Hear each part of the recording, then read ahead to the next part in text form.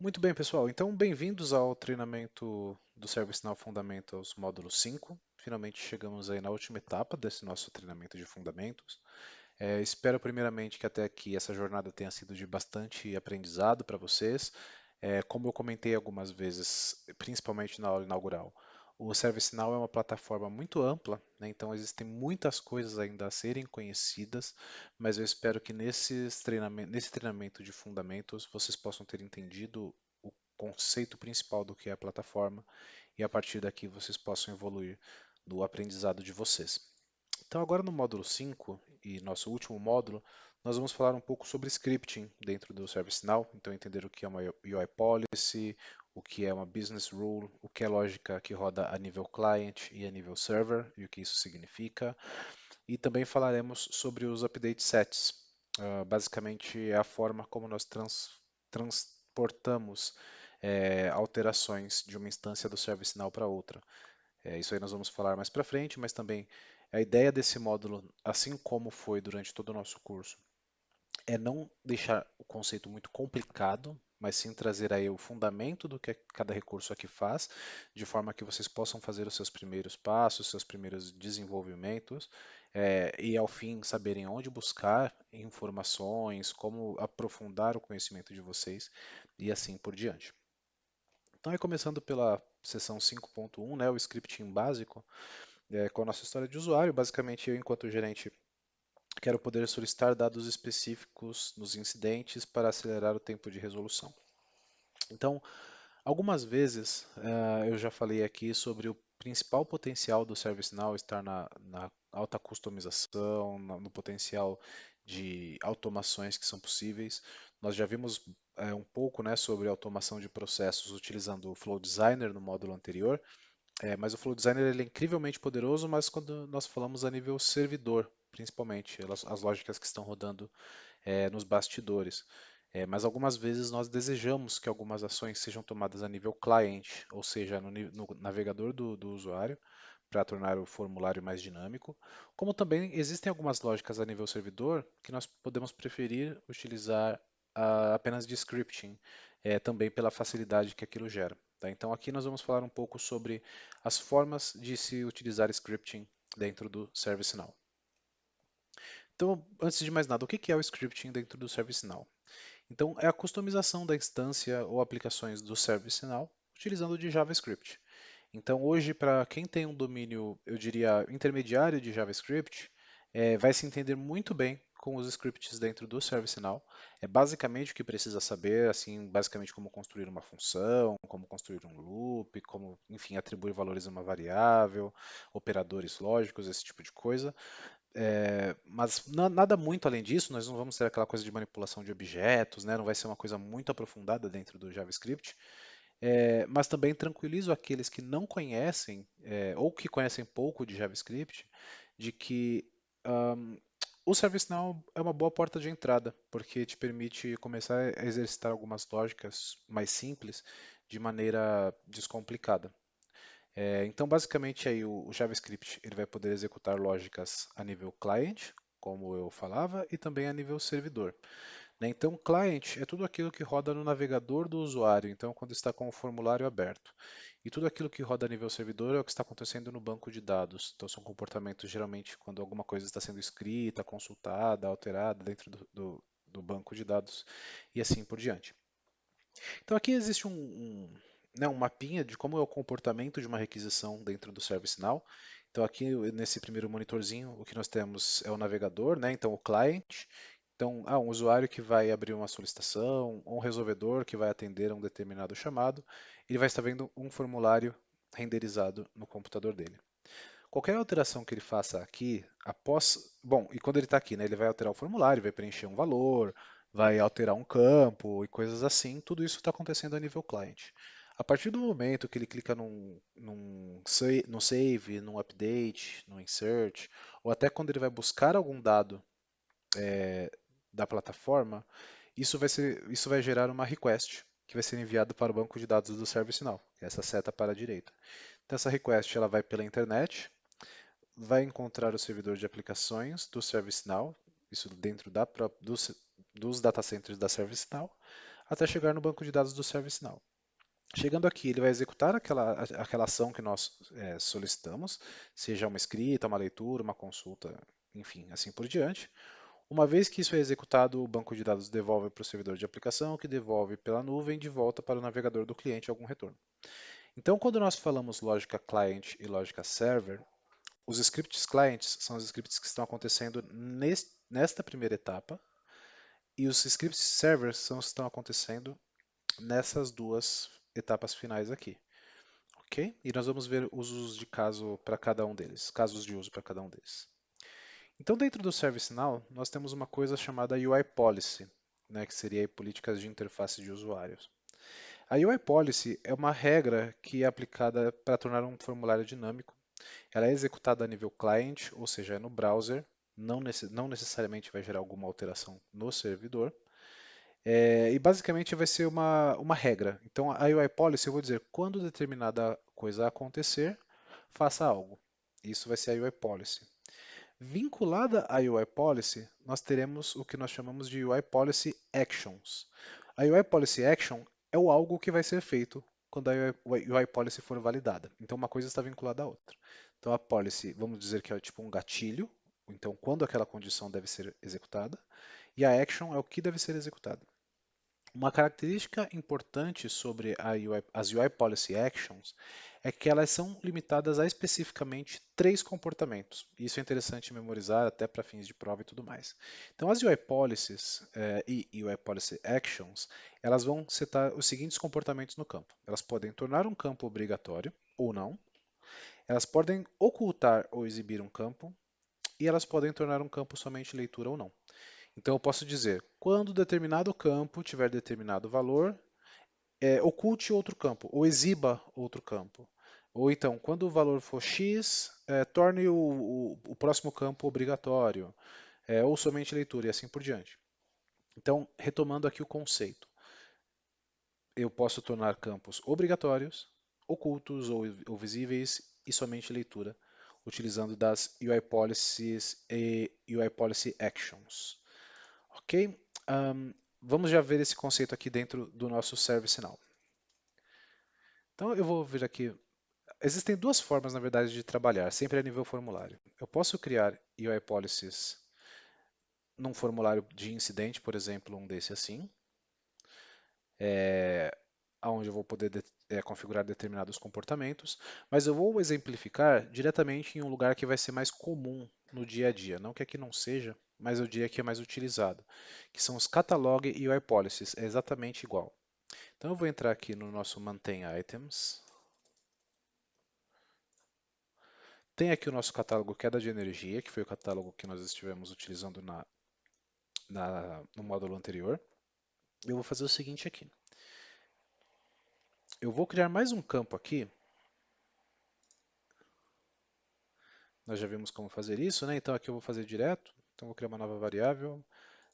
Vai ser a variável do tipo choice também.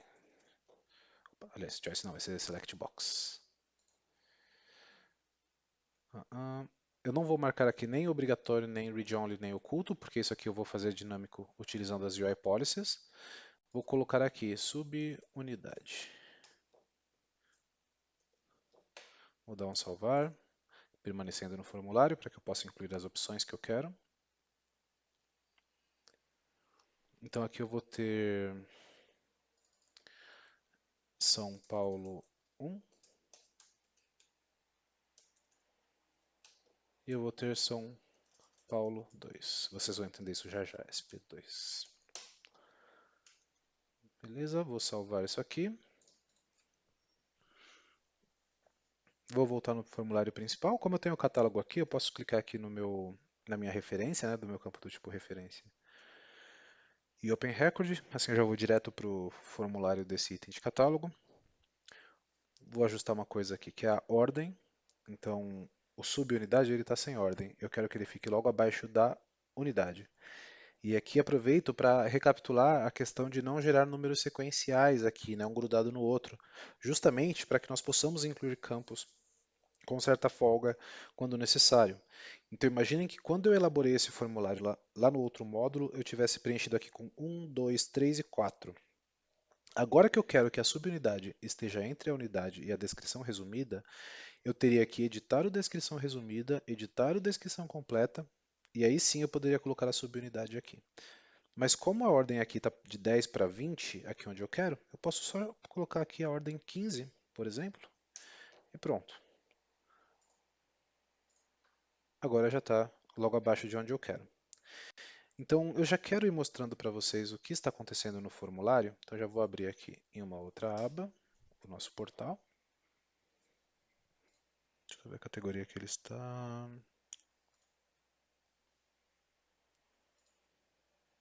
Can we help you?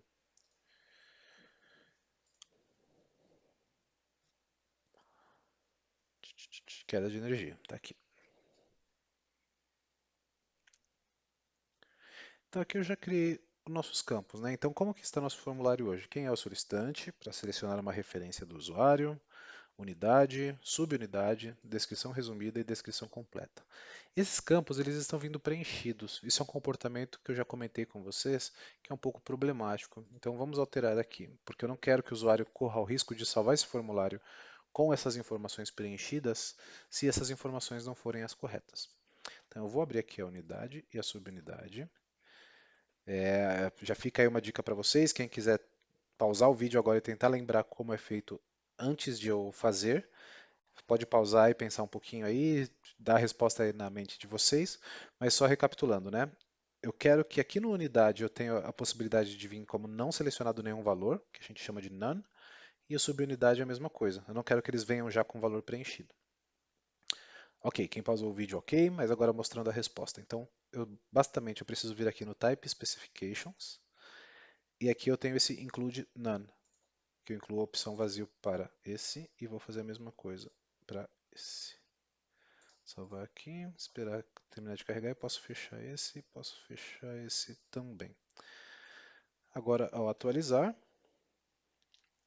beleza, agora está como none. Agora vamos acompanhar aqui comigo qual que é a situação. Eu tenho aqui o solicitante de qualquer pessoa, eu tenho a unidade de São Paulo, Rio e Minas. Ok. Aí eu criei um campo que ele chama subunidade, que é São Paulo 1 e São Paulo 2. Qual que é a ideia aqui? Vamos imaginar que Rio e Minas eu tenho somente uma unidade lá. Então, sem novidade, se eu selecionar Rio é Rio, se eu selecionar Minas é Minas. Mas São Paulo, eu quero abrir uma segunda opção, que é São Paulo 1 ou 2, porque eu tenho dois escritórios lá, por exemplo.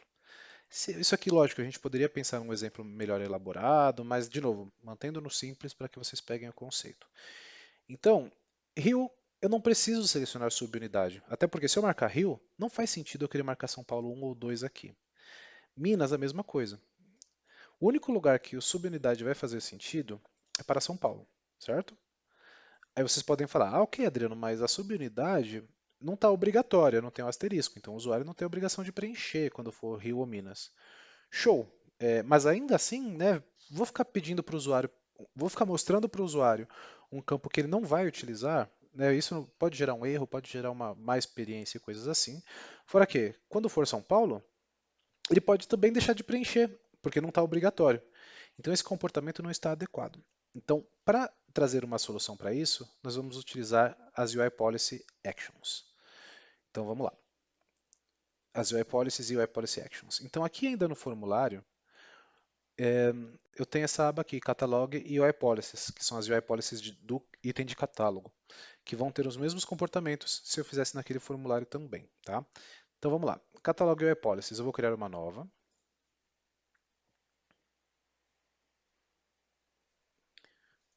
Vou colocar aqui um nome para ela, subunidade, opa, São Paulo. Aí eu tenho aqui dois campos, tá? Eu tenho aqui, perdão, duas abas, né? O quando aplicar e o script. O script é se eu quisesse fazer alguma condição mais específica. Ó. Veja que eu tenho aqui um script em executar quando verdadeiro, executar como falso. Então eu poderia criar alguns scripts aqui nessa condição, mas de novo, não é o tema para esse momento da aula. Vamos focar aqui na primeira aba. De novo, tenho aqui o Condition Builder, já nosso velho amigo nessa altura. E aí, quando aplicar? Então eu vou falar aqui, e vejam, quando eu clico aqui nas condições, ele vai me trazer as variáveis desse item de catálogo que eu estou editando aqui, o queda de energia. Então eu vou falar que quando a unidade for São Paulo, eu quero que execute alguma coisa. Então é só isso por enquanto. Eu vou dar o save para permanecer no formulário. Acabei de criar a UI Policy, que é a política então que vai ser o gatilho, vamos chamar assim. Agora eu preciso criar as ações para quando isso for verdadeiro. Então eu desço agora sim, depois de salvo. Isso não aparece antes de eu salvar o formulário. E agora eu vou criar as UI Policy Actions. Então eu clico aqui no novo. Vou criar uma ação que vai falar assim: qual que é a variável que eu quero que o comportamento aconteça? Vai ser a variável subunidade. Então, selecionar o campo alvo. E aqui eu tenho aquelas três opções que eu comentei com vocês: obrigatório, visível e somente leitura. Então, a primeira coisa que eu vou fazer aqui, vamos fazendo aos poucos. Eu vou falar que eu quero que o obrigatório se torne verdadeiro. Vou dar um submit aqui. Pronto. Os outros leave alone quer dizer que ele não vai fazer nada referente àquilo. Então ele criou aqui para mim, né, o campo subunidade, somente leitura não mexe, obrigatório verdadeiro e visível não mexe. Agora, o que, que vai acontecer nesse formulário? Eu vou atualizá-lo para que ele pegue minha nova lógica. Então eu tenho aqui meu campo subunidade que segue não obrigatório. Então se eu selecionar Rio, tudo bem, não preciso preencher. Se eu selecionar Minas, tudo bem, não preciso preencher. Ao selecionar São Paulo, ele se tornou obrigatório. Então agora eu não conseguirei enviar esse formulário sem preencher esse valor. Ok, melhorou. Quer dizer, quando for Rio e Minas, basta a pessoa não preencher nada. E agora, se selecionar São Paulo, eles vão ter que informar sobre unidade. Mas ainda volta naquele outro problema que eu falei. Não quero mostrar para o usuário um campo que ele não precisa. Então eu ainda posso vir aqui na mesma UI Policy Action que eu criei. Vou clicar aqui para abrir uma outra janela. Vou mostrar duas formas. Primeira forma, eu poderia vir aqui simplesmente e marcar o visible para verdadeiro. Ou ainda, eu posso fazer isso pela edição em lista aqui. Então, o visible está aqui, duplo clique. Opa. Ah, me enganei, ele não me deixa editar em lista esse cara. Então, vamos fazer pelo jeito tradicional mesmo. Então, venho aqui no visível, verdadeiro, update. Beleza, deixa eu fechar esse aqui que eu não preciso dele. Agora, o que, que vai acontecer? Enquanto a página recarrega, eu vou revisar com vocês o que, que a gente acabou de fazer.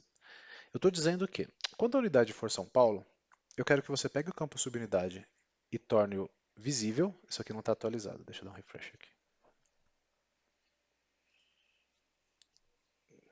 Deixa eu ver se ele pegou minha alteração.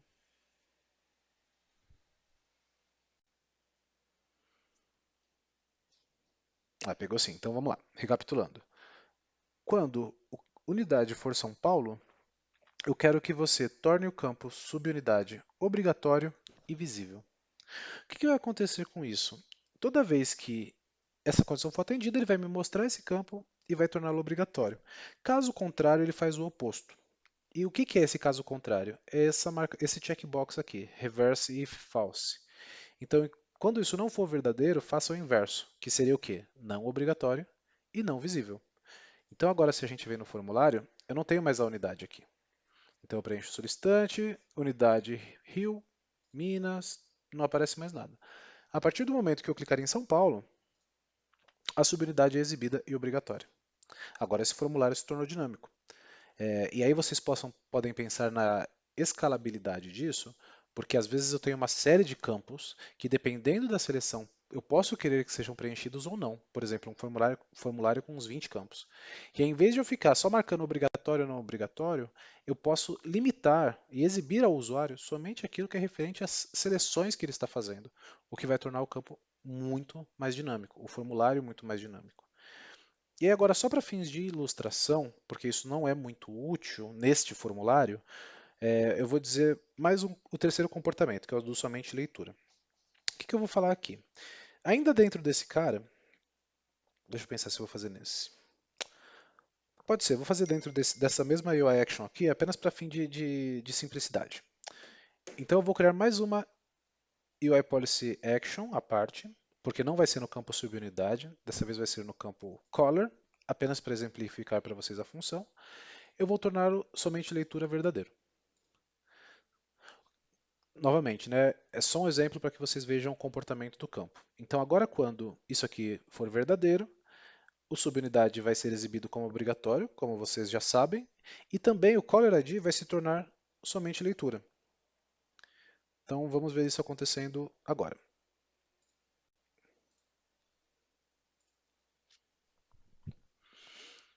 Então, vamos lá. Tá aqui. Vou até selecionar quem é o solicitante primeiro, que vamos pôr a Aileen.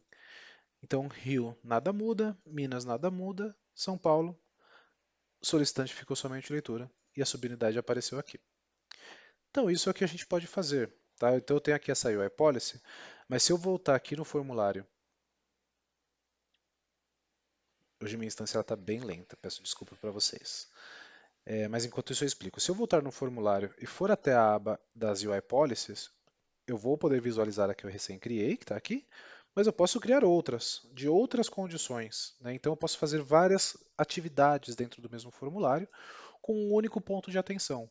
Cuidado com as ações conflitantes. Então vamos dizer que numa condição eu falo mostra esse campo, e na outra ação eu falo não mostra esse campo. E as duas condições são validadas como verdadeiras ao mesmo tempo. Isso vai dar conflito dentro do formulário.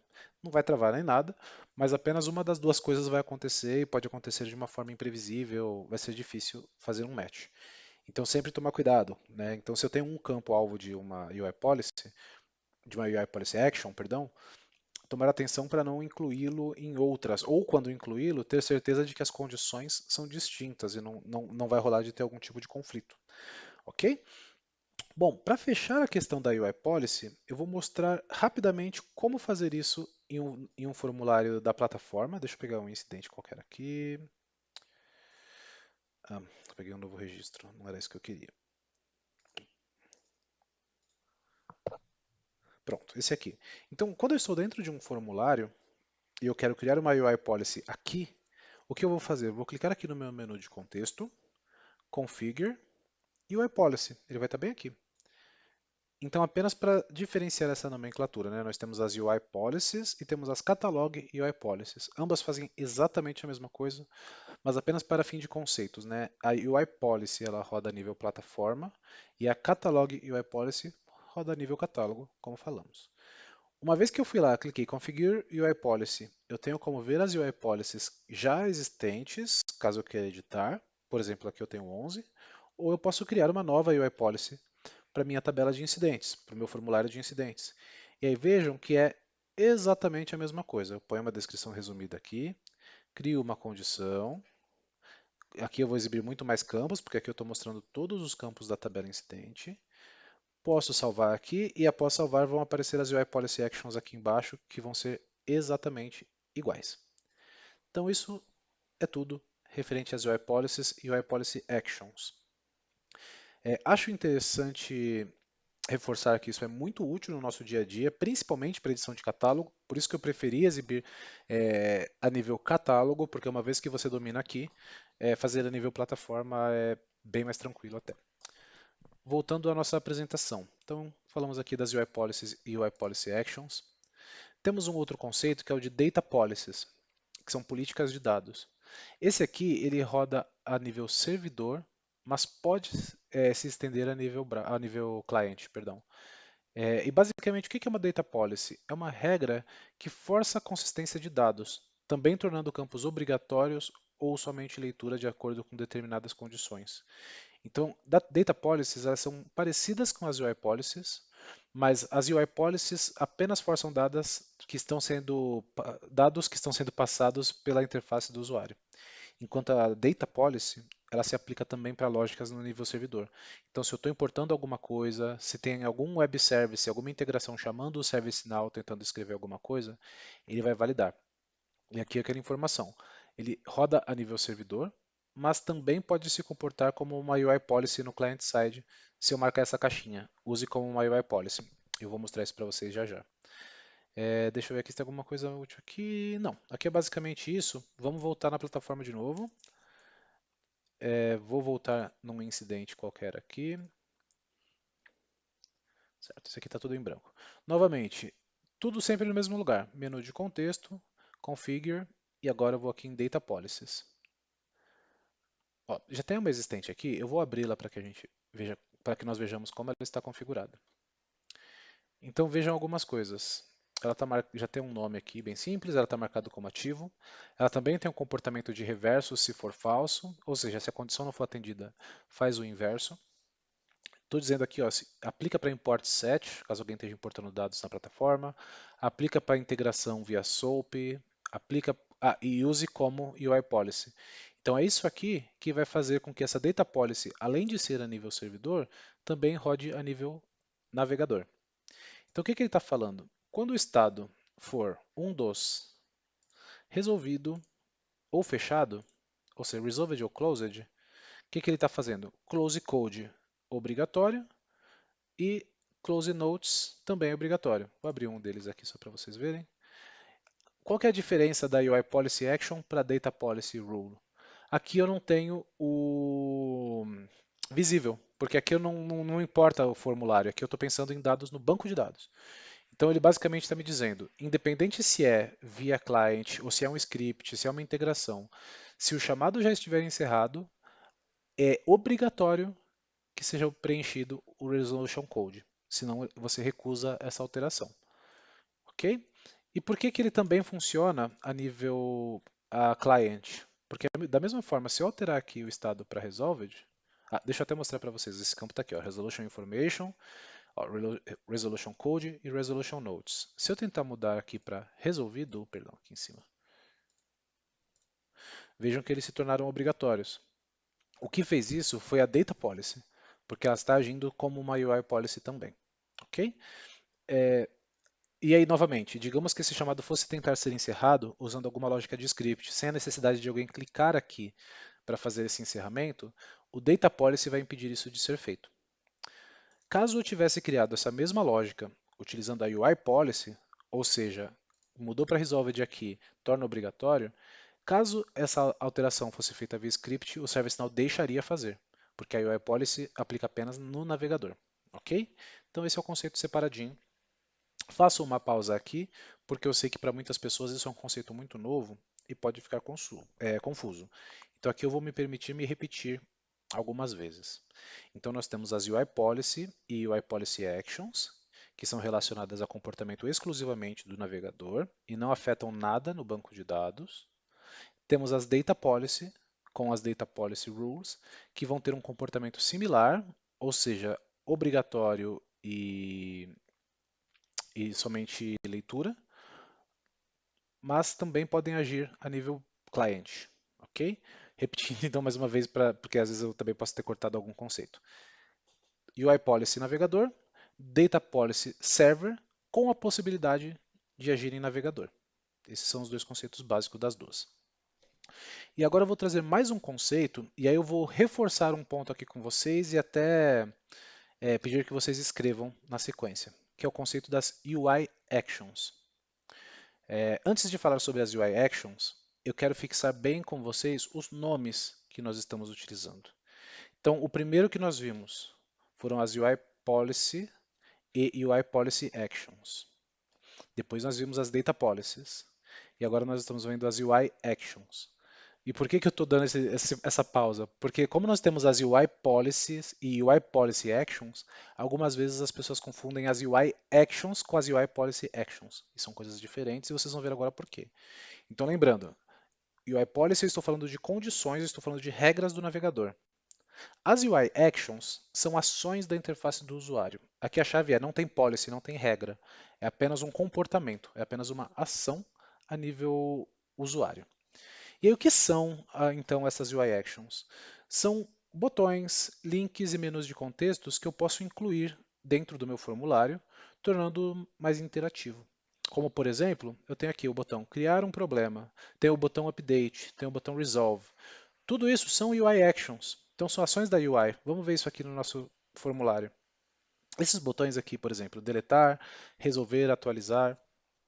Quando eu clico aqui no menu de contexto, essas opções aqui em cima são UI Actions. Quando eu clico com o botão direito, aqui é o mesmo menu, são UI Actions. E também aqui nesses Related Links, também podem ser incluídos aqui e nos botões. Poxa, Adriano, mas tem bastante opção, como que eu faço isso? Vamos lá. Mesma coisa, vou clicar aqui no menu de contexto, configurar UI Actions. Ok? nosso terceiro conceito aqui. E além de acessar as UI Actions pelo formulário de incidente, lembrando que nós também podemos vir aqui no menu All e digitar aqui UI Actions, que teremos aqui as System UI UI Actions e System Definitions UI Actions também. O mesmo pode se aplicar também para as UI Policies, né? Temos aqui System UI UI Policies e assim por diante. Então eu vou criar um exemplo aqui bem simples, e primeiro uma definição referente às UI Actions, né? Elas tanto podem ser executadas, aliás, trazerem lógicas de execução a nível client ou também a nível servidor. Tá? Então, ambas são possíveis, inclusive simultaneamente também. Para esse exemplo aqui, sempre naquela linha de manter simples, eu vou fazer uma lógica do tipo client para vocês acompanharem. Então, o que eu vou fazer? Eu vou clicar aqui em novo, né, da UI Action. A minha plataforma está apresentando bastante lentidão esses tempos, talvez eu precise até fazer uns cortezinhos aqui no vídeo, mas enquanto isso a gente vai trabalhando os conceitos. O que eu vou ter aqui quando eu acesso um formulário da UI Action? Então, eu tenho o nome, eu tenho a tabela de destino, eu tenho o nome da ação. Essa Action Name, por exemplo, é um dos campos que eu só vou usar quando eu for executar alguma lógica a nível servidor, que não vai ser o caso nesse exemplo. Então, eu vou chamar aqui de UI Action exemplo. Vou deixar ela marcada como ativo para ter comportamento de insert e update. Aqui é a caixinha onde eu marco que eu quero que ela execute uma lógica do tipo client. Ao marcar essa caixinha, reparem que algumas opções a mais aparecem. Entre elas, aparece se ele vai ser compatível com a list V2 ou V3. Isso aqui basicamente é porque nas últimas releases, algumas listas foram atualizadas nas visualizações do ServiceNow. Minha recomendação é sempre fazer o mais compatível possível. E outra coisa que apareceu aqui foi esse onClick. OnClick é uma chamada de função. Para quem não é muito familiar com funções, não precisa se preocupar muito, é basicamente uma forma de eu chamar a lógica client que eu vou criar. Eu vou chamar aqui de. Eu vou dar um nome aleatório, já já vou trocar esse nome, mas eu vou colocar aqui preencher. Voltando aqui ainda acima, nós vamos ter algumas outras informações interessantes, como por exemplo, como eu quero que essa UI Action seja exibida, como um form button, como um form context menu, como um form link, e aí dentro dos forms eu tenho como dizer primary, destructive e unstyled, perdão. Aqui basicamente muda a exibição do botão, se ele vai ser um botão vermelho, se ele vai ser um botão branco, se ele vai ser um botão roxo e assim por diante. Eu não preciso necessariamente marcar nada disso. E aqui eu ainda tenho opções também para listas, né? Então eu posso fazer como um list banner, como um list button, como um list context menu, como um list choice e um list link. Eu vou mostrar tudo isso para vocês já já, mas por enquanto eu vou marcar que eu quero que seja um form button. Então na tabela incidente, beleza. E aqui eu vou preencher o que eu quero que seja feito. Então aqui não tem como escapar do scripting, tá? Eu vou ter que preencher aqui qual vai ser o comportamento que eu quero que ele execute. Eu tenho esse campo condition, que nesse momento eu não vou usar, mas, por exemplo, tem algumas UI actions que eu não quero que elas sejam exibidas o tempo todo. Né? Então, eu posso, por exemplo, dizer aqui, quando o state for 1, que é o valor de banco de dados para algum estado, o valor vai ser 1, por exemplo, ou 3 e assim por diante. Quando eu faço isso, essa UI action, ou seja, esse botão, só vai aparecer quando o estado for o equivalente a 2. Tá? Eu vou deixar ele em branco por enquanto, para facilitar nosso exemplo, e vou trabalhar somente aqui no script. Eu tenho um scriptzinho que eu já deixei separado aqui só para a gente ganhar tempo. Deixa eu só localizá-lo aqui. Então eu vou colar aqui. Então vejam que aqui no onClick eu criei a função preencher. Né? E aqui eu tenho novamente então uma declaração de função. Então function preencher. Aí eu tenho aqui um bloco de código onde eu digo o que vai, o que eu quero que aconteça dentro dessa função. Então aqui eu estou fazendo de uma forma muito simples. Né? Então basicamente essa função preencher, ela vai ter aqui uma variável resposta que vai mandar para o usuário uma confirmação, para o usuário dizer se ele confirma que deseja preencher ou não. Esse confirme, ele é uma das formas de interagir com o usuário a nível client, tá? Então isso aqui vai exibir um pop-up para o usuário clicar no OK ou no cancelar. E o retorno desse confirme sendo true, ou seja, verdadeiro, eu quero ter um comportamento. Aqui eu faço um parênteses. Poxa, Adriano, não não estou tão confortável com o scripting ainda, não entendi como funcionou essa função. Não se preocupem, tá? De novo, essa parte de como criar script, as opções que vocês têm dentro do scripting, é uma coisa que nós vamos ver um pouquinho mais à frente quando nós falarmos dos client scripts e das business rules, mas aqui entra muito mais JavaScript, que não é o tópico a ser coberto aqui. Então se preocupem em pegar a lógica para que num estudo futuro de vocês possam se aprofundar. Tá? Mas basicamente na linha 2 eu estou pedindo uma confirmação para o usuário. Essa confirmação sendo positiva, eu vou setar dois valores no formulário. Tá? Então eu tenho aqui uma função interna do ServiceNow, que é essa gform.setValue. Aqui eu estou dizendo, atribua um valor a determinado campo. Aí dentro do parênteses eu passo qual o campo que eu quero setar e qual o valor que eu quero colocar. Já comento um pouco sobre isso. Depois eu tenho outro setValue aqui, que vai ser no campo Short Description, que eu quero que seja preenchido com esse texto preenchido usando uma UI Action.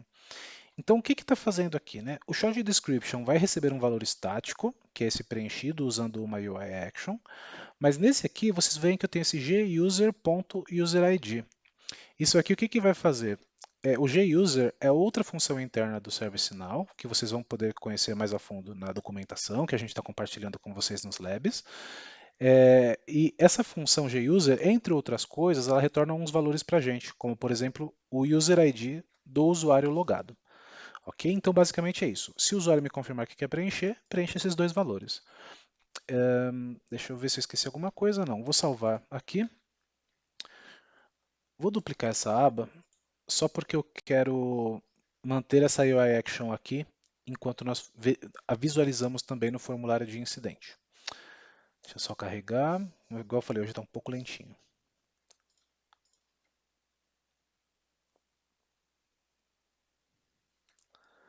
Então vou vir aqui no menu All, incidente. Vou dar um criar novo, só porque ele vem com esses campos que eu quero preencher em branco. Ok, então eu estou num campo num formulário em branco, né? Os campos em questão é o color, tá? Que o valor de banco de dados dele é esse aqui, color underline ID, então eu preciso passar dessa forma. E aqui embaixo eu tenho o short description, que também o nome do banco de dados dele é short underline description.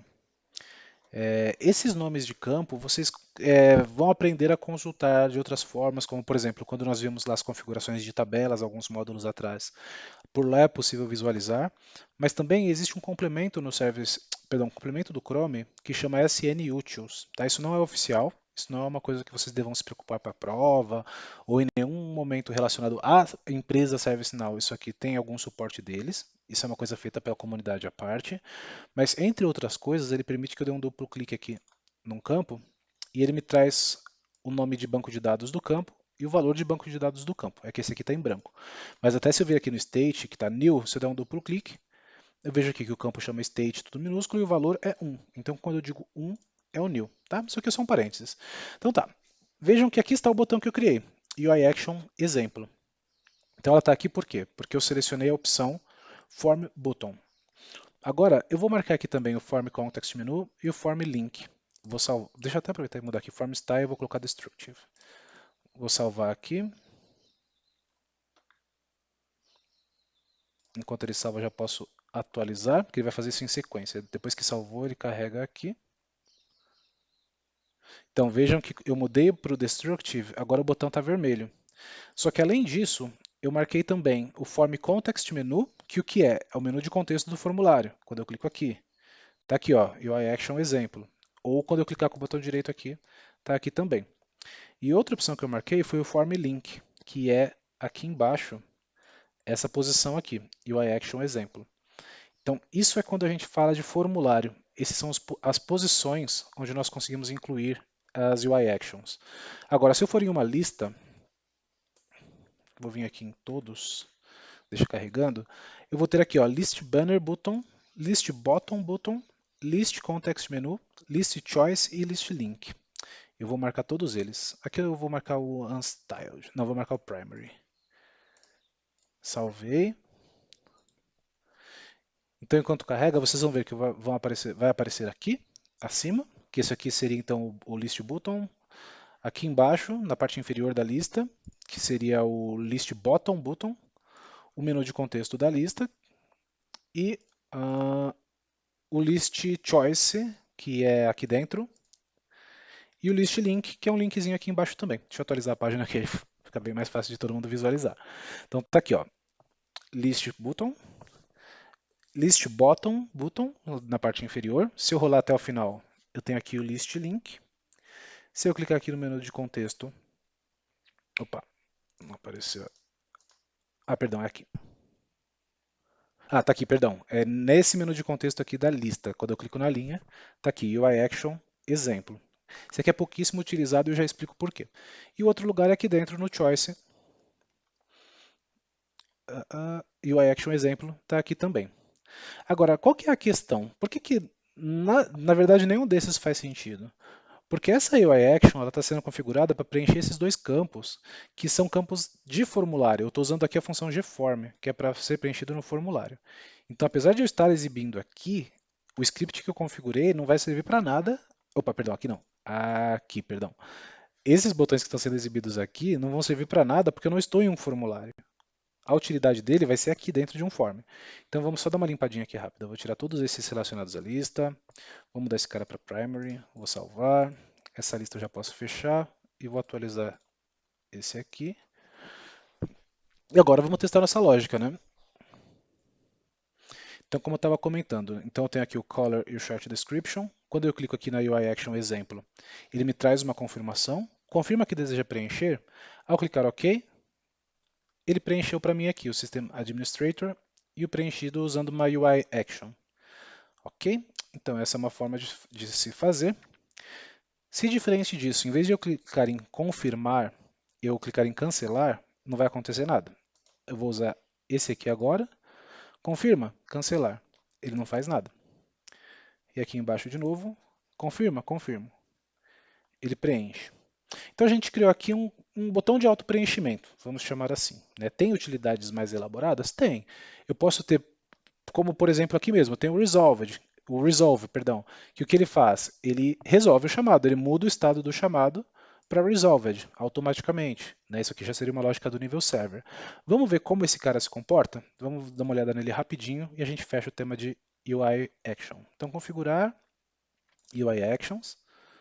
Não quero salvar as alterações, não são relevantes. Vamos buscar aqui o nome.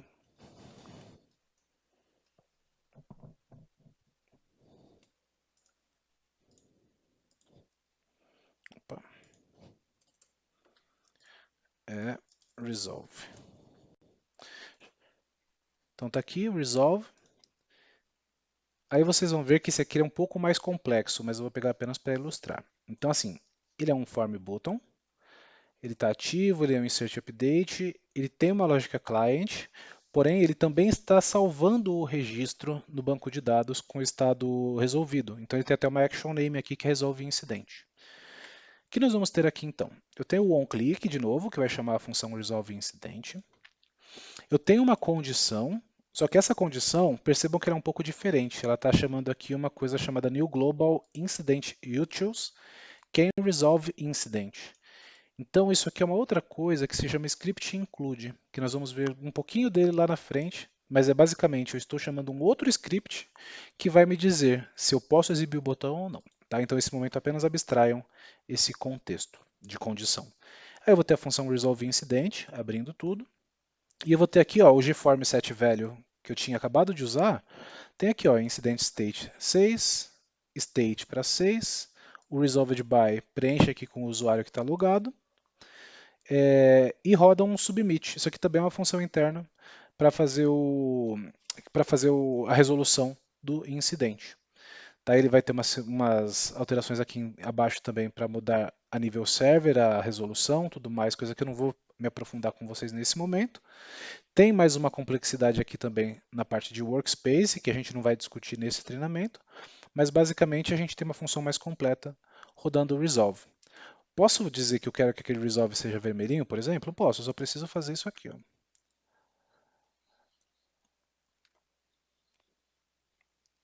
E aí, quando eu for para o incidente, o botão resolve vai estar lá ainda.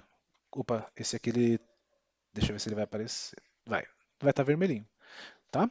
Então, de novo, né, a ideia é vocês terem o conceito da UI Action, vocês terão oportunidades, né, na carreira de vocês de aprofundarem muito mais a respeito disso, lembrando que a comunidade sempre vai agregar bastante conhecimento, mas a ideia, novamente, é caminharmos passo a passo dentro dos fundamentos de ServiceNow, sem tornar o conhecimento complexo demais. Ok, com isso nós fechamos a parte de UI Policies, UI Policy Actions. Depois nós vimos os Data Policies e as UI Actions, ok? Agora nós vamos entrar num recurso bem interessante que é o Client Script, tá? Que seria aquilo que eu comentava com vocês, que é a lógica que é executada a nível client, a nível formulário. E nós acabamos de ver até um pouquinho dela quando nós fazíamos essa UI Action recentemente. Mas então elas conseguem fazer mudanças em tempo real na aparência da interface do usuário, especificamente formulários. Eles podem ser criados para fazer algumas coisas, como atualizar um valor de um campo, desabilitar um link, exibir uma notificação, e são sempre executados a nível cliente, como o nome dele fala, client script. Espero que aqui já esteja começando a ficar bem claro para vocês essa definição, né? Então, client é o que roda no navegador, server é o que roda no servidor, ok? Então vamos voltar no Client Script e novamente eu acho bem interessante nós trabalharmos com Client Scripts, principalmente no catálogo de serviços, porque é um lugar que nós fazemos melhor proveito dele, para falar a verdade. Então deixa eu entrar aqui no SP. Enquanto isso, deixa eu vir aqui no Maintain Items.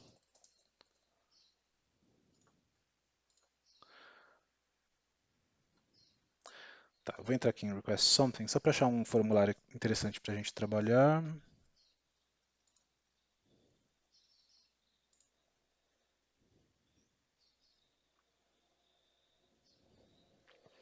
Pronto, vamos pegar aqui o Logitech Wireless Mouse.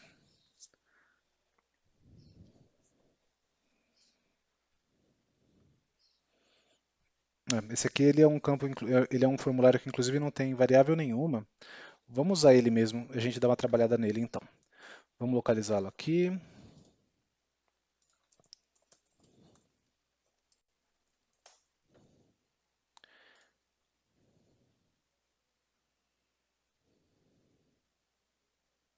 Eu vou criar duas variáveis rapidinho aqui para esse item de catálogo, que é até interessante que vocês tenham a oportunidade também de ir refrescando a memória de como que isso é feito, né? Então a gente está no catálogo de hardware, vou vir aqui em variáveis, vou criar só ele exibir para mim o formulário, aí. Single line text mesmo para esse aqui. Eu vou dizer informe o centro de custo. Deixa eu ver só isso mesmo. Ah, não coloquei uma ordem nele. Deixa eu colocar aqui uma ordem 10, por exemplo.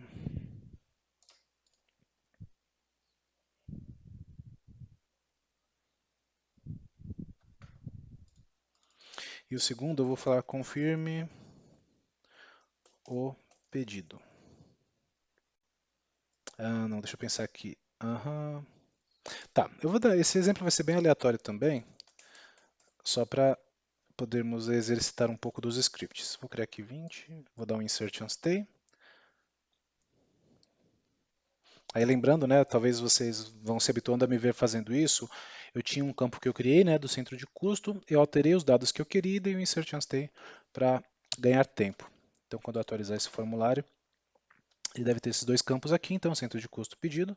Não vou fazer nenhuma UI policy, torná-lo obrigatório nem nada. O que eu vou fazer agora? Eu vou voltar aqui no item de catálogo do mouse. Aqui abaixo, então, assim como nós temos as variáveis, nós temos as UI policies, nós vamos ter também os catalog client scripts, que é também uma forma de acessá-lo. Lembrando que também é possível, né, se eu digitar aqui client scripts, eu tenho os catalog client scripts para acessar as configurações nível cliente para os itens de catálogo, como eu tenho também os client scripts, que são os que vão configurar o formulário aqui da plataforma. Igual quando eu estou lá no formulário do incidente, com a visão de resolvedor, né, a visão ITIL, eu consigo criar as lógicas por lá. Ambos vão exibir as mesmas opções. E aí, como eu disse, eu prefiro mostrar pelo Catalog Client Scripts devido ao uso prático dele no dia a dia, como isso aqui é uma coisa que é mais voltada para o usuário final e assim por diante. Então vamos lá, vou clicar aqui em novo. Aqui no formulário do Catalog Client Script, primeira coisa nós temos que dar um nome. Então vamos criar aqui um confirmação.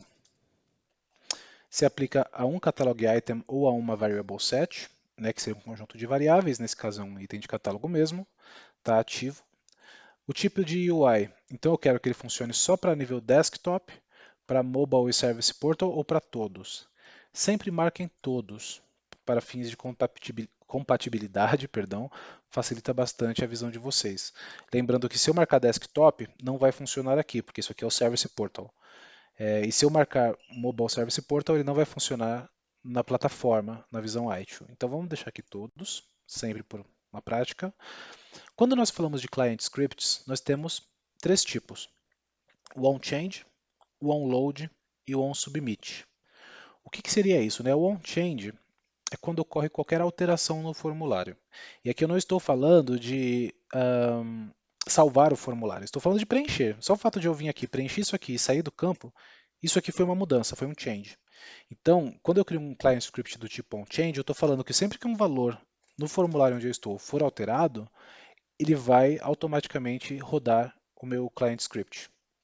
O onload seria de ao carregar, é assim que a página é carregada. Então, só de eu atualizar, só de eu entrar no formulário, esse script ele já vai ser executado. E a terceira opção é o onSubmit, que é como o nome fala, é quando eu submeto esse formulário. Então eu preenchi tudo, na hora que eu clicar aqui em Order Now, ele vai vai executar a lógica que eu tenho para fazer. Nesse caso, eu vou criar primeiro um onload aqui bem rapidinho, só para vocês acompanharem a lógica. Deixa eu ver se tem mais alguma coisa importante antes de irmos para o script. Então o item de catálogo que nós estamos alterando já está selecionado aqui, e já vem assim. Aplica para os itens de catálogo, para view de item de catálogo, para os request de items ou para as catalog tasks. Esses dois não são necessários. E aqui na caixa de script, vocês vão ver que eu tenho a função onload preenchida, mas se eu altero aqui para onChange, ele vai mudar algumas coisas, ele vai mudar a função onChange, mas além disso, ele me traz esses valores aqui. Então, control, né, que é uma variável de controle apenas, o old value, que é o valor antes da alteração, o new value, que é o valor depois da alteração, e aqui é um campo do tipo verdadeiro ou falso para dizer se o formulário está carregando ainda ou não. Isso aqui é só também perdão, uma variável do tipo de controle, tá? Vocês veem aqui que se o formulário está em loading ou o novo valor está em branco, ele retorna. Isso aqui é basicamente falando, se está carregando ainda ou se está em branco, não faz nada. Ou se não for o caso, aí a gente pode partir para a nossa lógica. E se eu selecionar o onSubmit, também é uma função mais simples, tá? Então vamos criar uma onload primeiro aqui, onde eu vou fazer uma coisa muito básica. Eu vou dizer aqui alert, bem-vindo. Para quem conhece de JavaScript, sabe que o alert é uma função padrão do JavaScript. É tudo o que ele vai fazer. Então eu salvo aqui. E aí ao vir aqui no formulário, quando eu atualizar essa página, ele me exibe um bannerzinho, né, um pop-up, perdão, dizendo bem-vindo. Não é muito útil, naturalmente, mas apenas para que vocês vejam essa primeira lógica, né, essa primeira execução. Da mesma forma, em vez do alert, eu posso também buscar funções internas do ServiceNow. Então, vamos lá, deixa eu tirar isso daqui. Eu vou digitar aqui g_form, ponto. O gform, se vocês se recordam do que nós acabamos de ver na UI Action, é uma função interna do ServiceNow. E aí, quando eu clico em gform ponto, ele já me traz uma lista de funçõezinhas que eu posso utilizar dentro do gform. É uma série de comportamentos. Então, eu tenho o add decoration, add error message, e ao ir passando aqui com a setinha do teclado, ele vai me dizendo o que cada um faz. Então, esse aqui exibe uma mensagem de erro no topo do formulário. Esse exibe uma mensagem de informação no topo do formulário. Então, vocês, com o tempo, podem passar um por um aqui, entender o que eles fazem e, naturalmente, também buscar informação na comunidade. Então, em vez de mostrar aquele alert, por exemplo, eu posso usar o add info message. E aí eu vou dizer aqui, bem-vindo. E vou salvar. Agora, ao atualizar aqui, em vez de aparecer aquele pop-up para clicar em OK, ele aparece aqui um bem-vindo nesse bannerzinho verde, né? Já é o padrãozinho do ServiceNow, de repente fica uma coisinha um pouco mais amigável, dependendo do que vocês estão esperando ver, tá? Então isso aqui seria o onload. Tem outras funções que nós poderíamos fazer para, por exemplo, capturar o nome do usuário logado e mostrar o nome dele aqui nas boas-vindas e assim por diante. Mas novamente, não vou neste momento é, aumentar demais a complexidade. Eu vou mudar aqui o tipo agora para onChange. E aí percebam que permaneceu um load aqui. Então isso aqui é uma coisa que nós temos que ficar atentos quando nós estamos trabalhando com os client scripts. Depois que eu comecei a scriptar, para não perder dado meu, mesmo se eu ficar mudando aqui, ele não vai mais alterar a caixa de script, porque já tem informação que eu scriptei. O que eu vou fazer? Como aqui nada disso para mim vai ser útil, eu posso deletar tudo. Aí agora sim ele volta para o padrão. Então agora eu tenho aqui um onChange. O que eu vou falar aqui? Ah tá, perdão. Até esquecendo. Quando eu seleciono o tipo onChange, ele habilita um outro campo aqui chamado variable name, nome da variável. Então lembram que é o que eu falei, né? Qualquer campo aqui, quando eu mexo nele, é considerado uma alteração. Então eu preciso dizer, tá, mas quando mudar qual campo que é para fazer o comportamento? Aí eu digo aqui, tá, no onChange do campo, informe o centro de custo. Vou usar esse aqui, informe o centro de custo. Aí o que eu consigo fazer nesse onChange? Eu vou usar outra função interna, que vai ser, de novo, gform.getValue, de pegar o valor, e aí eu vou dizer informe o centro de custo. Só que eu preciso fazer alguma coisa com essa função. Eu vou criar uma variável aqui, variável cc recebe gform.getValue informe centro de custo. Ok, o que isso aqui está fazendo? Essa função está coletando o valor que está preenchido no centro de custo e está armazenando na variável cc. Ok, eu vou colocar aqui também agora um gform.addInfoMessage. Você informou, dou um espacinho, dou 2 pontos aqui, né? Uso o mais para concatenar e passo a variável que eu acabei de criar, que é a cc. Pronto. Agora, só para entender essa manipulação que eu estou fazendo, né? Eu coletei um dado que está preenchido e vou exibir uma mensagem para o usuário. Sempre para validar meu client script, primeiro eu tenho que atualizar a página para que ele carregue essas informações. E aqui eu vou dizer 1, 2, 3, 4, 5, 6. Ao sair do campo, você informou 1, 2, 3, 4, 5, 6. Vou usar uma outra função aqui, que vai ser a gform.setValue, de atribuir valor. Aí eu vou falar a qual campo que eu quero atribuir. Nesse caso vai ser o campo confirme o pedido. Confirme o pedido. Dou uma vírgula e eu vou passar aqui qual o valor que eu quero setar para esse campo. Aqui eu vou fazer uma brincadeira. Vamos dizer que todo pedido ele tem que começar com order, underline e o número do centro de custo, que foi o que ele passou lá em cima.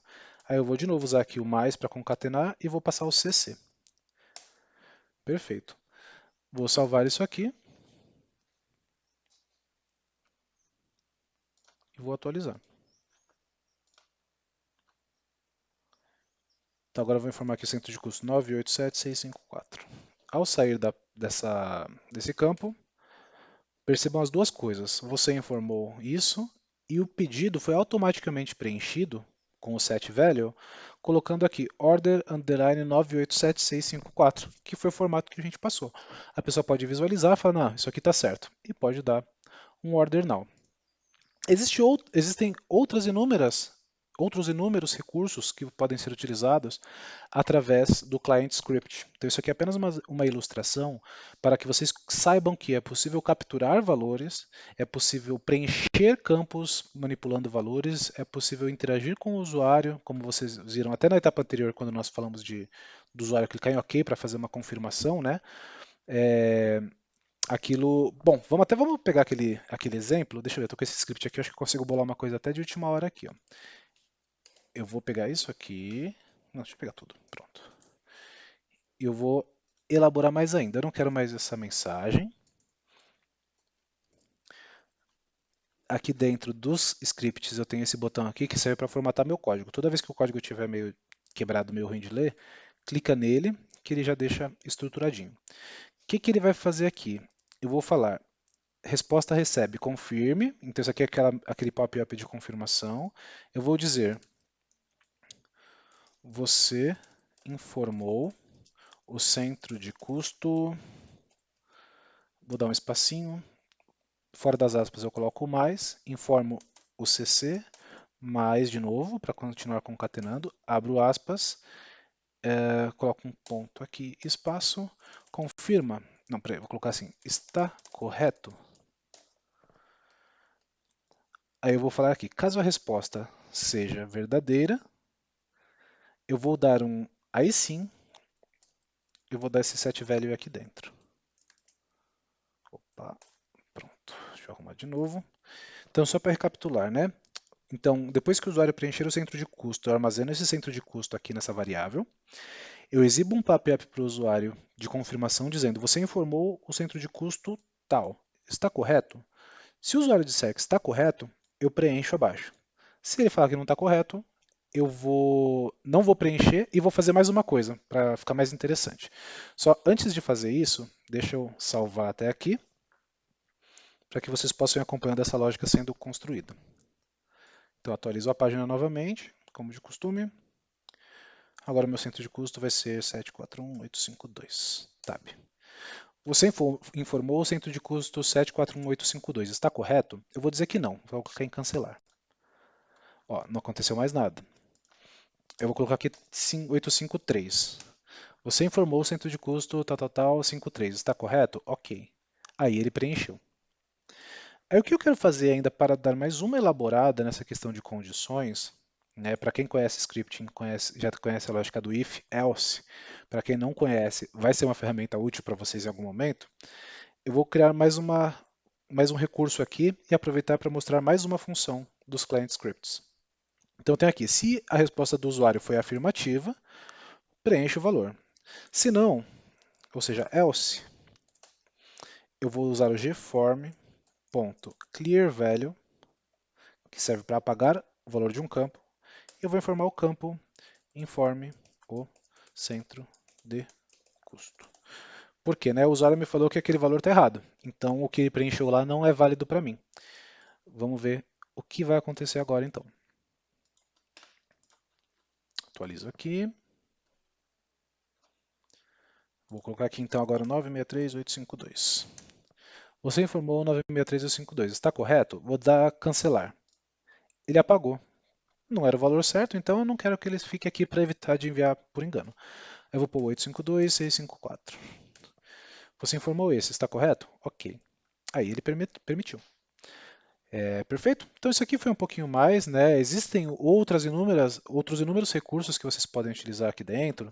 Então sempre recomendo pegar o gform, ponto, e verificar. Eu tenho lá desabilitar anexos, habilitar anexos, flash é para disparar uma mensagem na tela para o usuário também, pegar elemento.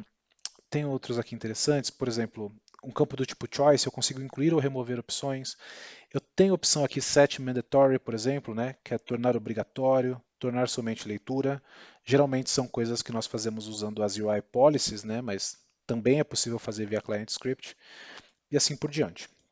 Ok? Então isso aqui foi um começo, né, uma pincelada, vamos dizer assim, de como funcionam os client scripts. Tanto podem ser usados a nível catálogo de serviço, como eu disse, como também podem ser usados a nível formulário da plataforma. Deixa eu pegar aqui um incidente qualquer. E aí, novamente, né, o jeito mais rápido de você acessar as informações aqui de um client script, perdão, as configurações e comportamentos de um formulário é clicando aqui no menu de contexto, configurar client scripts. E aí por aqui vocês podem usar aquela mesma lógica para editar os já existentes ou para criar um novo. E aí vocês vão ver que é bem parecido. Eu vou ter aqui os tipos, opa, perdão, aqui embaixo, os tipos onChange, onLoad, onSubmit. Adicionalmente, entre esse onCellEdit. O que é esse onCellEdit? É navio de lista. Então, quando eu não estou... Cadê? Deixa eu ver se eu estou com o histórico aqui fácil. Incidentes. Ele se comporta aqui. Quando eu edito alguma coisa usando a célula, quando eu faço isso aqui, duplo clique e altero o valor assim. É o momento que esse client script vai ser executado. É um dos mais raros de serem usados no dia a dia. De resto, permanece tudo igual. Então, onload, eu posso vir aqui e só falar assim, alert, carregou o formulário.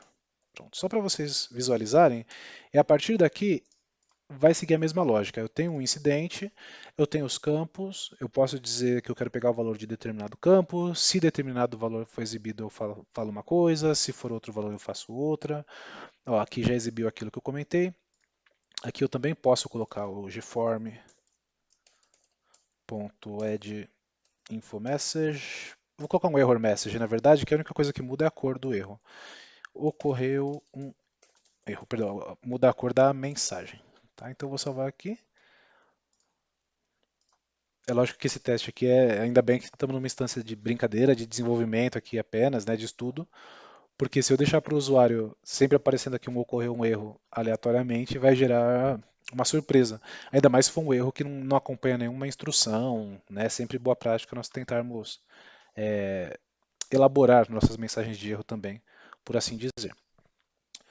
Bom, passando adiante, nós vamos ter um outro recurso muito poderoso dentro do ServiceNow, que são as Business Rules, que são as regras de negócio. Então, basicamente, elas são configuradas para executar sempre que um registro é exibido, inserido, atualizado, deletado ou quando ocorre uma consulta em uma tabela. E aqui sim é onde finalmente nós falamos da lógica a nível servidor. Né? Então, muitas dessas ações, então registro inserido, registro atualizado, uma tabela sendo consultada, são todos comportamentos que ocorrem dentro do banco de dados do ServiceNow. E aí tem algumas outras coisas a serem elaboradas. Então, elas podem ser configuradas para serem executadas antes ou depois que a ação no banco de dados aconteça. O que é isso, né? Então, por exemplo, eu tenho lá do tipo inserir. Eu quero que essa lógica seja executada antes de o registro ser inserido no banco de dados, ou seja, nem criou ainda lá no banco de dados. Eu quero tomar uma ação antes. Ou eu quero que primeiro deixe inserir no banco de dados e depois tome uma ação. Qual que é a diferença disso? Vamos dizer que eu quero fazer uma validação de um dado importante que, dependendo da condição, eu não quero que aquele registro seja criado. Aí eu vou usar o before, né, que seria o antes, porque aí eu posso mandar um sinal de cancelamento para dizer nem cria. Se eu tentar fazer essa lógica utilizando o after, é tarde demais. Ele pode até exibir erro, mudar algum campo e tudo mais, mas o registro já vai ter sido criado quando a lógica for executada. Esse é o conceito de antes e depois. Serve para inserção, serve para atualização, deleção e assim por diante. E aí, dentro disso, nós ainda vamos ter o when, né, que é o quando, que determina quatro escolhas, quatro opções, ainda considerando o before e o after. Né? Então, eu já falei do after, perdão, que complementam o before e o after. Então, além do before e after, eu vou ter o assíncrono. O que é isso? O que é o assíncrono? Ele corre em paralelo à execução.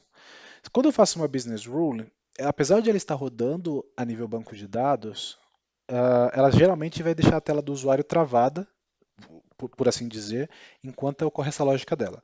É lógico que isso costuma ser milissegundos, então a maioria das vezes não impacta a experiência do usuário.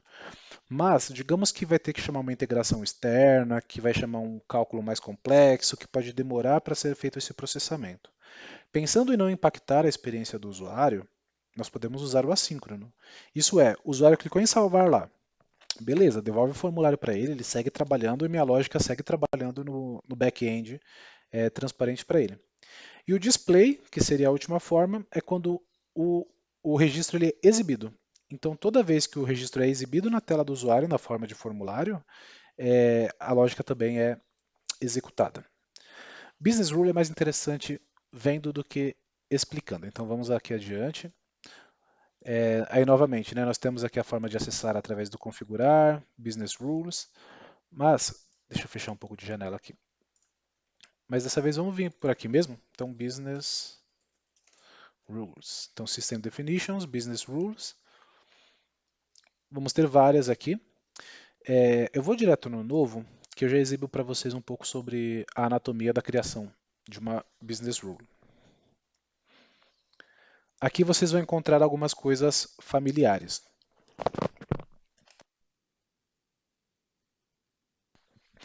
Primeiramente, aqui a opção para você incluir um nome, né? Então, criar incidente filho. Isso aqui já usando uma lógica de um scriptzinho que eu deixei pronto para essa aula. Eu vou dizer qual a tabela onde essa business rule vai ser executada naturalmente. E aí, como de costume, vamos utilizar nossa tabela incidente. Aqui do lado, eu vou ter o campo ativo e o campo avançado. Então, ativo naturalmente, enquanto ela não estiver marcada, essa business rule, apesar de criada, ela não vai ser executada. Quando estiver ativa, ela vai ser executada. O avançado, por enquanto, vamos deixar desmarcado enquanto nós conhecemos o restante do nosso formulário. Então, mais aqui abaixo, eu vou ter o quê? O when to run, quando executar.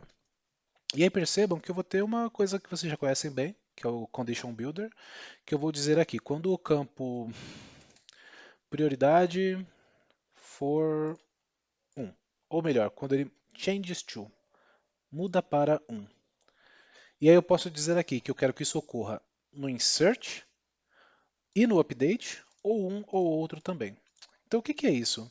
Eu posso dizer assim, tá, na tabela incidente, quando um registro novo for criado, ou seja, o insert, depois de criado, não importa mais, essa lógica não vai valer. Se eu mudar para P1 durante a existência de um incidente já feito, isso não vai ser executado. Ou eu posso marcar o update, que aí sim, a cada atualização que aquele registro sofrer, ele também, essa regra aqui também vai valer, ela também vai ser chamada. Se eu não marcar o insert, essa lógica não vai ser chamada no momento da criação. Eu posso criar um incidente que ela não vai passar por essa business rule somente a partir das próximas atualizações. Então, posso deixar marcado os dois aqui, só para esse exemplo. E aí eu tenho a aba Actions, né? Sempre lembrando naquela nossa lógica, né? Primeiro pensando em sem código, né? Do no code. Eu seto uma condição. Quando a prioridade mudar para 1, eu vou nas Actions e eu consigo atribuir valores para o campo. Então eu falo assim, tá, quando a prioridade mudar para 1, ah, muda o... Só para um exemplo aleatório, eu vou pegar o campo short description e vou mudar ele para incidente prioridade 1. Tem ainda a opção para Add Message, para incluir uma mensagem customizada. Vamos colocar aqui. Este incidente foi alterado para prioridade 1. Certo. Vamos ver esse comportamento? Aí vocês vão falar, Adriano, você não ia falar de scripting? Não vi script nenhum aí. Eu falo, calma. Vamos primeiro entender esse comportamento um pouco mais básico e a gente chega lá. Então, o que que essa business rule está fazendo, né? Toda vez que um incidente... ignora por enquanto o nome, vou até mudar aqui, vai. Alterado para P1, só para não gerar confusão. Então eu estou dizendo aqui que quando o incidente for P1 crítico, eu quero alterar o short description para esse texto e mostrar essa mensagem incidente alterado para a prioridade 1. Vamos pegar um incidente aqui.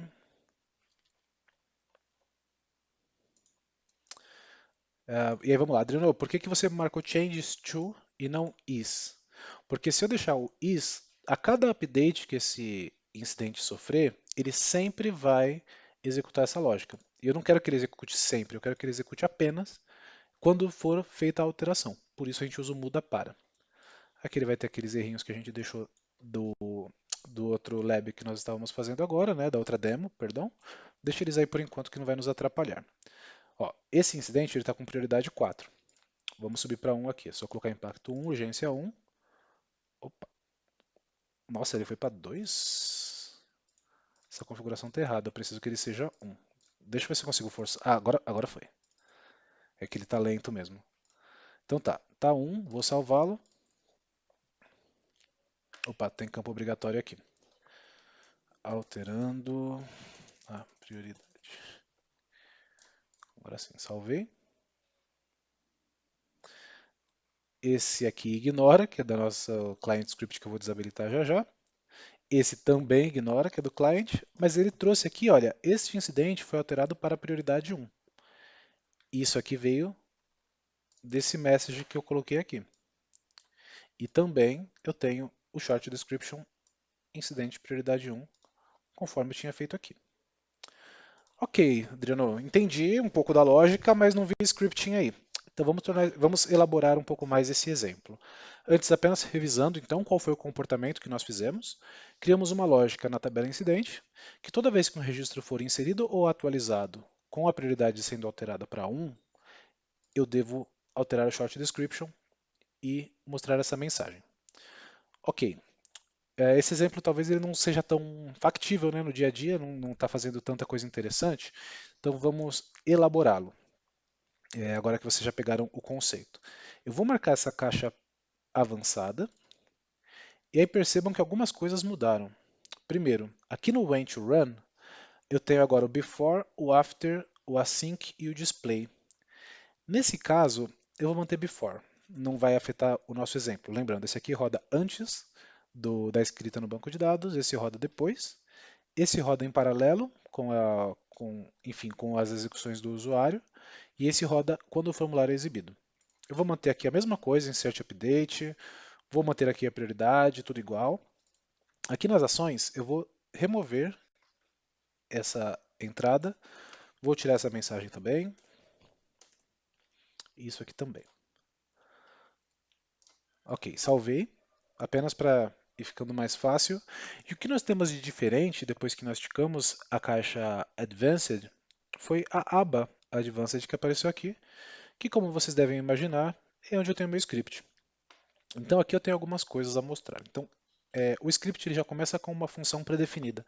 Todo comportamento que eu for executar precisa estar dentro dessa função. Então ele já tem até que essa instrução, inclua o seu código aqui. Ele já me cria automaticamente dois valores aqui que eu vou poder utilizar dentro do meu script. Um é o current e o outro é o previous. O que seria isso? O current são os valores do formulário após a alteração. Então, tudo aquilo que eu fiz. Então, por exemplo, o current number está aqui 909, o David Miller e tudo mais. Isso lembrando depois que eu altero. Por exemplo, prioridade 1, 2, 3. Isso aqui vai ser o current do campo short description. O previous é o valor anterior. Então, por exemplo, aqui era a prioridade 1. Se eu, por exemplo, vou alterar esse short description, tá 1, e eu alterar para 1, 2, 3 e salvar, ao fazer isso, ele vai automaticamente armazenar no previous o valor prioridade 1 e no current o valor prioridade 1, 2, 3. Tá? Isso é uma coisa que com o tempo vocês vão assimilando também. Então vamos seguindo adiante aqui. O que eu vou poder fazer aqui? Aqui a minha lógica ela é banco de dados. Tá? Então aqui não tem cliente, aqui eu não posso dar um alert, por exemplo, aqui eu não posso dar um gform, nada disso vai existir aqui. Aqui eu vou utilizar a maioria do tempo lógicas de banco de dados. Deixa eu pegar aqui também já um script que eu deixei pronto para essa aula. Opa. E aí já facilita a nossa execução.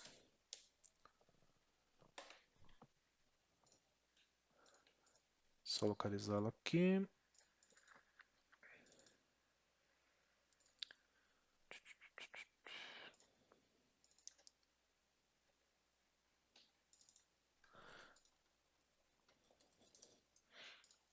Então eu vou colar esse código aqui dentro.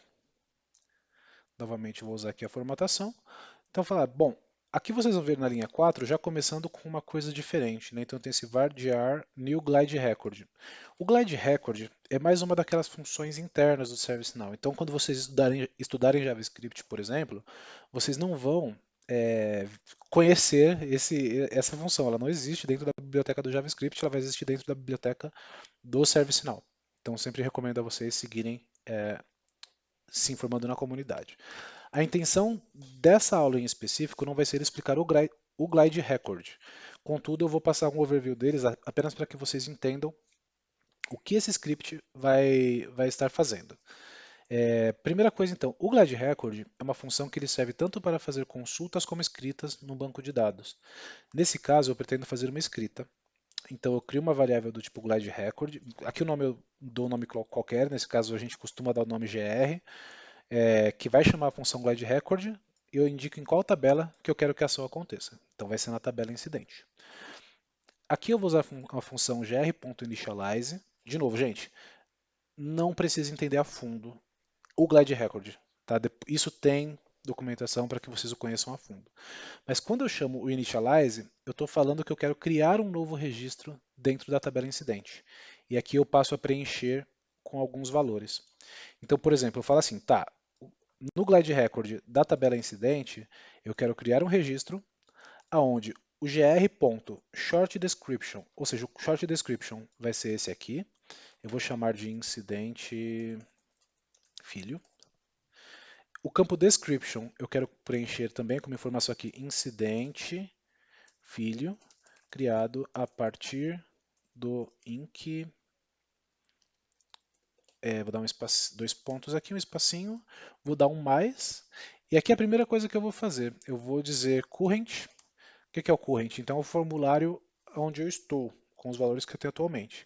E eu vou pegar dentro do current o valor do campo number. Então eu uso current.number. Então aqui eu estou dizendo isso no description. Incidente filho criado a partir do incidente current.number. Deixa eu ver uma coisa aqui que eu acho que vai ficar mais interessante ainda. Quero pegar essa tabela aqui para ver uma coisinha antes. Não, é aqui mesmo que eu vou. Então vamos lá. Current number. Aí aqui eu vou ter um campo que ele chama parent incident, que seria o incidente pai. Aqui no incidente pai, eu tenho que passar o sysid do incidente que eu quero que seja pai desse. Aí eu vou passar aqui, ó, current.sysid. Adriano, o que é sysid? Sysid é o identificador único de todos os registros dentro da plataforma. Então, por exemplo, eu tenho aqui esse incidente 909. Apesar de ver o número dele 909, que é o que é mais fácil para a gente com uma chave de consulta, ele possui um sysid. Se eu clicar aqui no menu de contexto, por exemplo, e clicar aqui em Copy sysid, eu consigo ver que o sysid dele é. Opa, deixa eu só apagar tudo isso aqui para ficar mais fácil. O sysid dele é isso aqui, 57, AF, tal, tal, tal. Então isso aqui é uma informação muito útil para a identificação de banco de dados, mas naturalmente nós não vamos conseguir ler isso, não é amigável. Vocês já conhecem um pouco sobre ele, porque, por exemplo, aqui no campo Color, o que está armazenado é a referência da tabela de usuários, como vocês sabem. E essa referência nada mais é do que o sysid. Então aqui se eu usar o SNUtils para saber qual que é o valor que tem aqui dentro, é um sysid. Esse sysid é o sysid do David. Ok, retomando lá para a nossa business rule. Então eu quero setar o parent incident como corrente sysid. O assignment group, eu coloquei aqui um sysid, deixa eu pegar um mais recente, só para ter certeza que isso vai funcionar. Eu vou setar, por exemplo, helpdesk. Deixa eu pegar qual que é o sysid dele, tá aqui. Lembrando que esse duplo clique que eu faço, isso não é um recurso do ServiceNow, isso é um complemento à parte que eu uso para facilitar meu dia a dia. Recomendo o uso, mas de novo, peço que vocês sempre separem que não é um recurso disponibilizado e suportado pela ServiceNow. Então vamos lá, aqui só vou atualizar aqui o sysid, passando ele entre aspas, e por último eu dou um insert, gr.insert, que vai salvar esse registro aqui. Beleza. Aqui dentro da Business Rule, eu vou salvar isso aqui e depois a gente conversa um pouco mais sobre ela. Então, o que eu estou falando aqui novamente? Eu estou falando que quando um incidente for criado ou atualizado com a sua prioridade sendo alterada para 1, eu quero que ele execute esse meu script, que basicamente vai criar um incidente filho dele. De novo, né? Qual que seria a utilidade disso? De repente é porque quando é P1 eu preciso atribuir para um outro grupo, preciso acionar outro grupo de atuação e assim por diante. Mas aí vocês, no dia a dia, vão ter exemplos mais práticos disso do que na aula. O que é importante é vocês vejam o conceito disso acontecendo. Então vamos lá. Eu não vou usar esse incidente aqui porque ele já é P1. Eu vou até utilizá-lo. Primeiro eu tenho que mudá-lo para outro valor que não seja 1.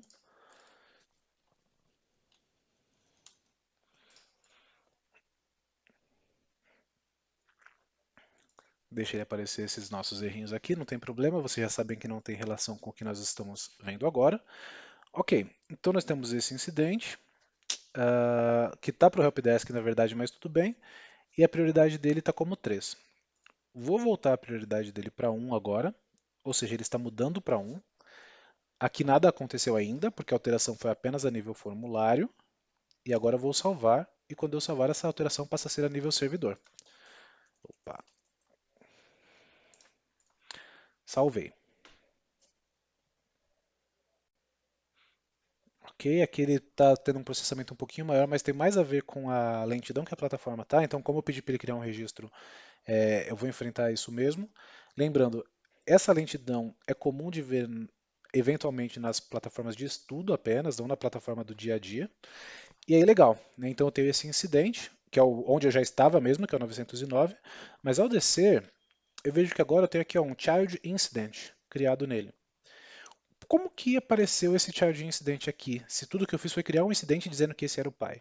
Porque já existe essa relação dentro do ServiceNow. Toda vez que um incidente tem um filho, ele vai ter uma aba que vai mostrar os filhos dele. Então, nesse caso, foi criado o incidente final 08, que eu vou abrir aqui numa outra aba, onde eu vou ter lá incidente filho, a descrição incidente filho, criado a partir do incidente INC 909, no grupo Helpdesk, que foram as informações que nós passamos, né? Então, lembrando que a lógica que eu usei aqui foi bem simples, na verdade, mas nós criamos um incidente sem precisar passar pela interface de usuário, sem precisar clicar em novo e tudo mais, né? Então foi uma criação. Aqui vocês veem o color está em branco, talvez aqui uma melhoria que nós possamos fazer é também passar o solicitante. O campo chama caller ID. Eu posso vir aqui também e falar aqui no gr.color ID recebe current.color ID, que eu pego o valor do current, que é o chamado onde a lógica está sendo executada, e atribuo para lá também. Ok, vou salvar isso aqui. E aí, só para exemplificar, eu vou pegar esse cara aqui, que é o 1008, eu tenho que pôr alguém aqui. Vou pôr Abraham Lincoln. Deixa vir aqueles nossos errinhos. Então, esse cara não tem nenhum filho.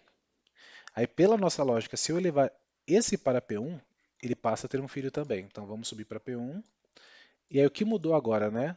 Além de preencher o short description, o description, é também para preencher o color, e o assignment group, né? E vamos lá. Tananã, deixa eu ver se eu estou esquecendo alguma coisa. Não, critical 1. Opa, estou esquecendo das notas que eu sempre esqueço. E vamos salvar aqui.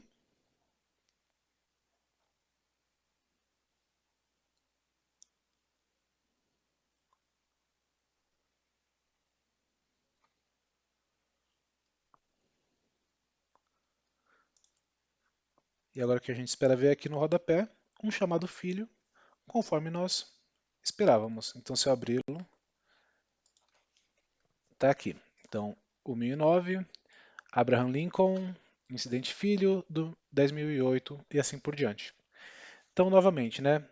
Isso foi um exemplo. Aqui dentro eu posso usar diversos outros scripts. Eu posso usar para fazer uma consulta no banco de dados, para criar um registro, para alterar um valor desse ou de um registro que eu consiga referenciar a partir desse, entre outras coisas, ok? Mas novamente, o importante é que vocês conheçam o potencial das business rules e a partir daqui vocês possam aprofundar também o conhecimento de vocês. Fechando essa parte aqui de scripting, quais são as áreas de scripting dentro do ServiceNow? São essas áreas que vocês estão vendo nessa tela. Então vocês vão ver que nós temos as UI policies, as data policies, as UI actions, as business rules e os client scripts. Esses estão circulados em vermelho porque são os que são cobertos por nosso treinamento, tá? Que foram esses que nós acabamos de ver aqui. Contudo, vocês ainda têm outras possibilidades de scripting dentro da plataforma. Seguindo aqui em sentido horário, nós vamos ter as UI macros, UI scripts, UI properties, UI pages, onde sempre são possíveis utilizar scripting. Os script includes, eu vou dizer para vocês que depois dessas lógicas que vocês já conheceram, é um dos scriptings mais importantes que vocês conheçam. O script include, ele é um script que ele fica armazenado dentro da plataforma e ele pode ser chamado a partir de outros scripts, para ele poder ser reutilizado, por exemplo.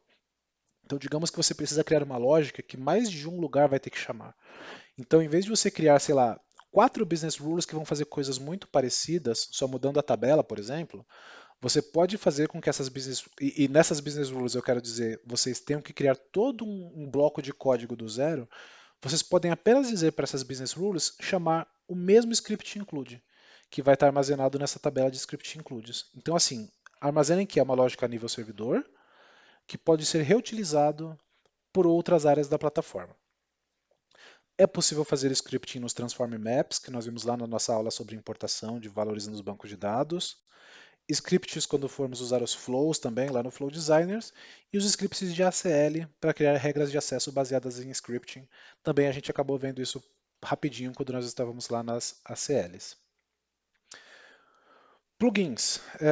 Então, qual que é uma recomendação que a ServiceNow nos faz?